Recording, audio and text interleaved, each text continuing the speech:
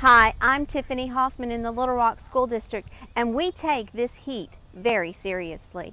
So here are a few things that you can do at home with your student and that we do at school and during athletic practices to make sure that our students are always safe in these extreme conditions. Take right on three, take right on three. 1, 2, 3, take right. The three things we're watching for are heat cramps, heat exhaustion, and heat stroke. The thing we're most likely to see and most concerned about is heat cramps. And most of these heat-related injuries happen in pre-game practices in August. 2/3 of injuries happen during August. So we want to get this message out so kids can start conditioning. But the thing we're concerned about with heat cramps is where you have a tight muscle spasm and intense pain. This could happen during practice or at home. So parents need to be watching their students when they come home.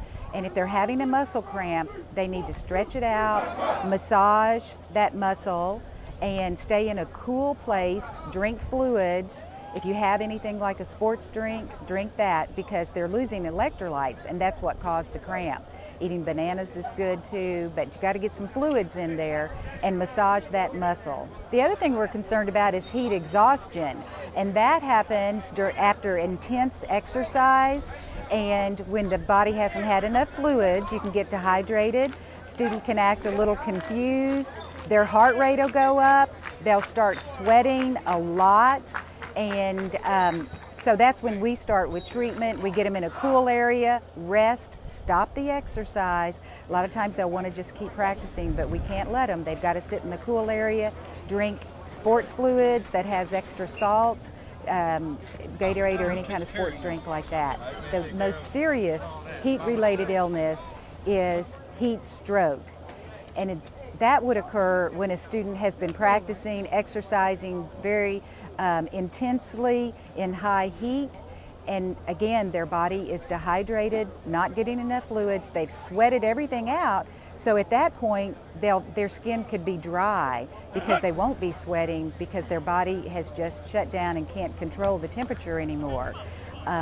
Their heart rate would be slower, respirations would be slower, and at that time, if they're here at practice, we have a treatment plan that we follow immediately to cool them down, get them under ice, cool towels.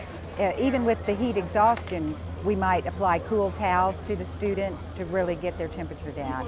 Little Rock School District is implementing a four-prong plan, a proactive plan to help prevent heat-related illnesses, and we need parents to help us with this. There are many parts of the plan that parents can do.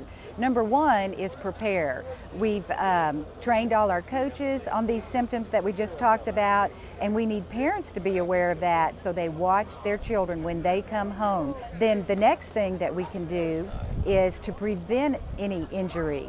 Number one, make sure your kids are getting to bed. Your athletes have got to get at least 6 hours of sleep. 8 hours is much better. Their muscles have to have time to rest, and their brain needs time to rest. The whole athletic body needs to rest, so make sure they're getting enough sleep. The other thing a parent could do is make sure your kids are wearing light-colored clothes, lightweight clothes. It's okay to bring an extra t-shirt to practice. If it gets saturated, they can change. And something that seems so easy is eating breakfast, whether it be cereal for breakfast. We'd like a combination of a little bit of protein and carbohydrate. Boiled eggs are wonderful. Cheese toast, just a piece of cheese and some toast would be really good. So parents, make sure that your athlete feeds themselves before they go. Drink a bottle of water as soon as they get up, or a big glass of water, and drink on the way to practice. That pre-hydration is really part of the prevention plan. They'll get plenty of water here at practice, but they need to come to practice healthy. The other thing that parents could do to prevent an injury is let the coaches know if they've had any kind of illness, if they had an asthma attack over the weekend or the night before, and if you're taking any type of cold or allergy medicine. Antihistamines can be dangerous in the heat. So let your coach know so we can watch your student more carefully. Band members, they're practicing out in the heat. they need to be following these precautions as well. Cheer and drill team, they're practicing early in the morning and late in the evening, but they need to be hydrated as well.